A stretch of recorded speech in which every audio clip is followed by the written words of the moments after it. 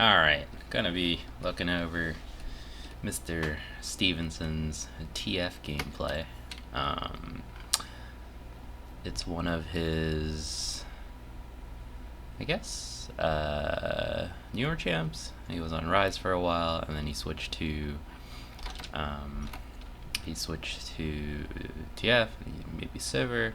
We're just gonna look at his gameplay, see how it turns out. First thing I've noticed is he's standing here.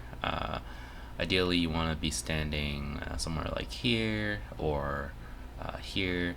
It's not, I guess it's not that important at bronze, I've seen, but it's a good habit to get into because it's literally the difference between clicking here and then clicking here. So ideally, almost even here you could stand because you gotta watch out for invades. But this is bronze, so yeah. All right, so he's versus Talon. Talon's pretty good right now, but we'll see. So first off, what I don't like what he's doing is he's letting Talon just hit the minions. I don't really like that. So the thing is, this is a ranged champion, so basically TF can hit this million if he stands like right here, I guess. Okay. And Talon is a melee champion, meaning you have the reach advantage. I think in boxing or fighting, basically you have the longer arm here, but you're not really using that. Like right here, you can auto him. Like this Talon should never be able to auto attack freely like this, right? Because like if you think about it, right, this Talon has to be right here to hit this minion, and then you can just auto attack him a bunch of times. Of course he's gonna use rake on you, but you can still win the trade. Yeah, so very passive gameplay, being a ranged character. But yeah, I think, I don't know if he doesn't know that or it's just maybe he's trying to just keep it even. But like if you look at the CS, right, this should never happen. Talon should not be able to have perfect CS versus a ranged champion. So small trade there, but still he's not really feeling threatened here. I think that's the issue. Right.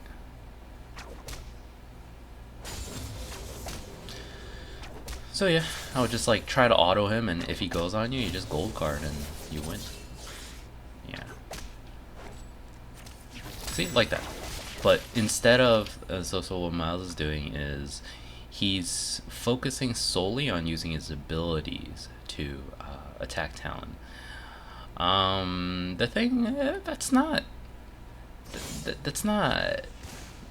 like a bad thing, but like you're missing out on like maybe like 50 or 60 or 70% of your damage early game.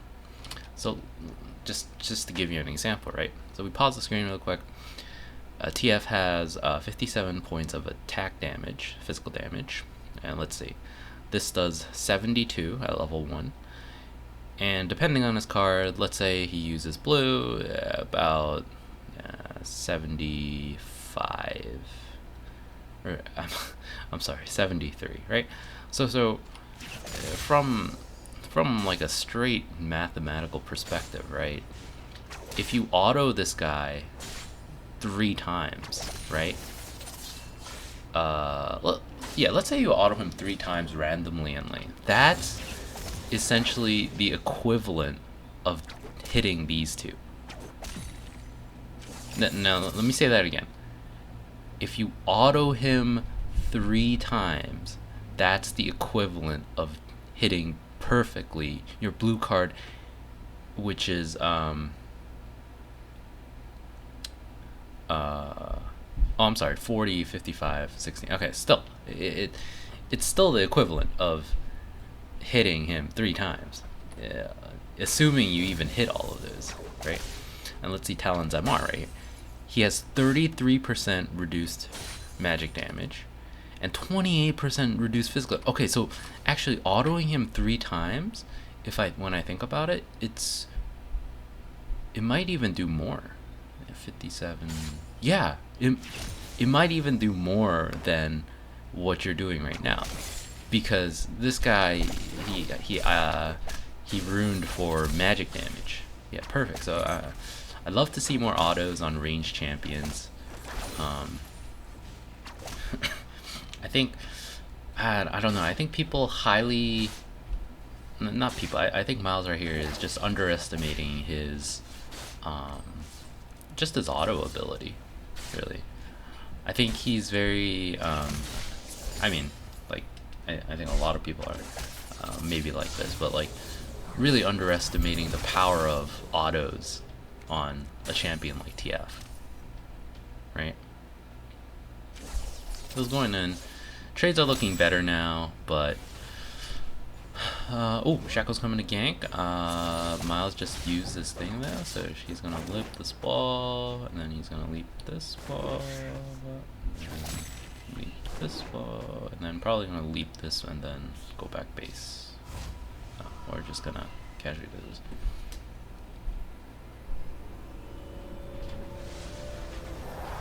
Yeah, so the big problem right now is the CS differential, because alright, let's say Miles gets all this CS and Talon gets all this CS, right? Now, if you look at the gold, right, it's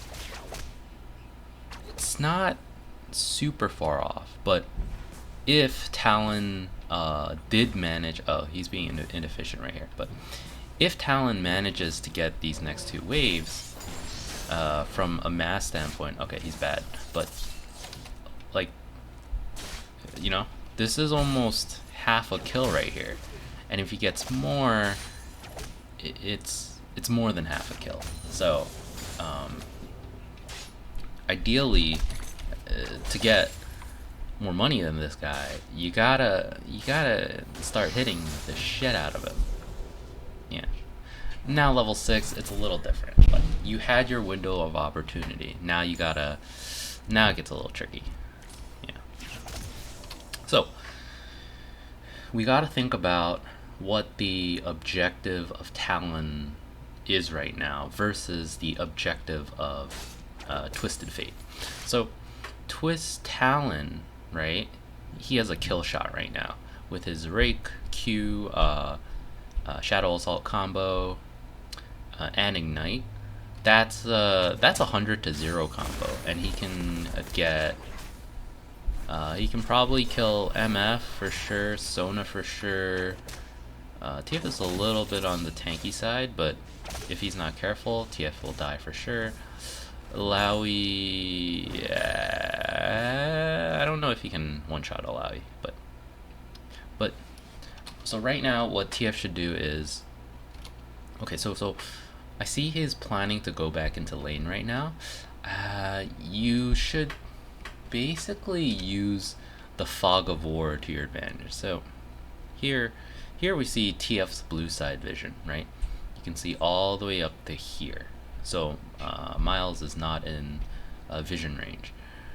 What you should be doing is, when TF gets these creeps, you can either choose to pressure him by attacking him, or what I like to do is, like, I like to stand in the Fog of War, like here, or like here, and I'm sorry, not here, but just like here, so that I can threaten that I'm missing in lane, because your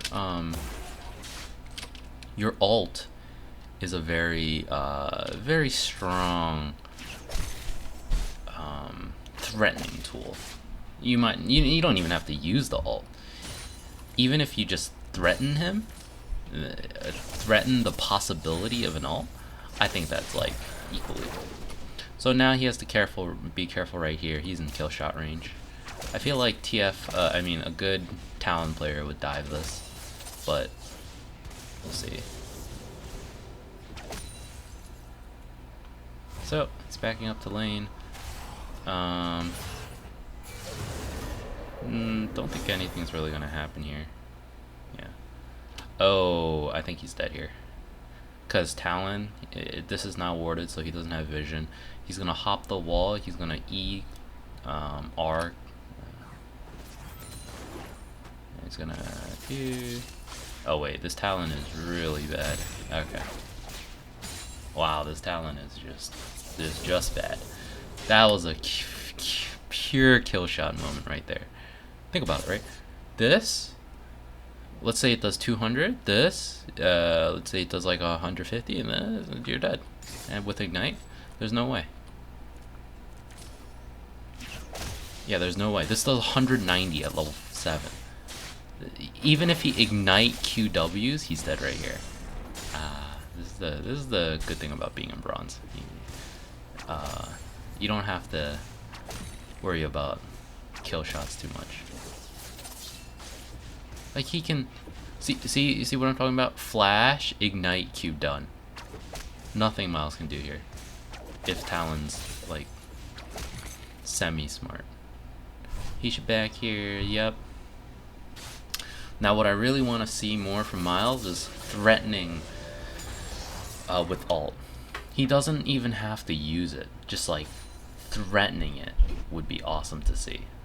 And what I mean by that is like when we saw Talon and you know how he couldn't see Miles in the Fog of War, just do that. Yeah. Even that much will do something. Cause like TF's ult is really good for a bunch of different reasons, of course, you know, being able to go upon any enemy and whatever, but TF's ult doesn't cause pressure if you're visible. You know what I'm saying?